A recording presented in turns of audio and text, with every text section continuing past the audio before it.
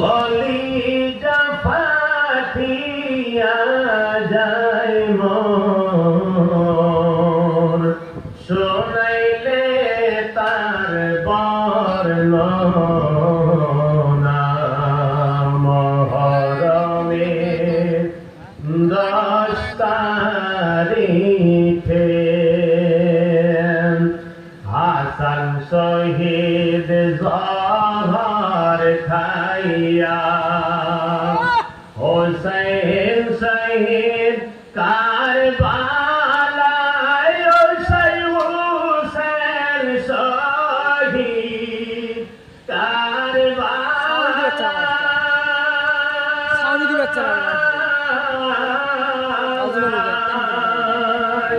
জৈনুল আবেদিন বন্দী আছে এজিদের জেলখানায় মহরমের 10 তারিখে কি ঘটাইলেন রাব্বানা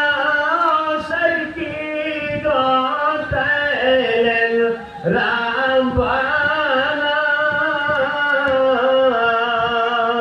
কলিজা ফাটিয়া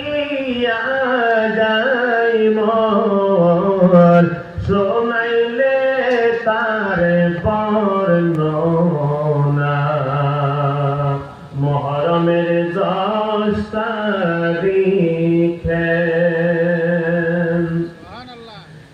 ইয়া রাসূলুল্লাহ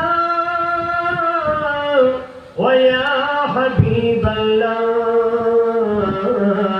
انظر لنا يا حبيب الله اسمع قالنا إن الامتياز ريح السبا يوما إلى أرض الحرم بلغ سلام روزة فيها النبي المحترم الامتياز فيها السبا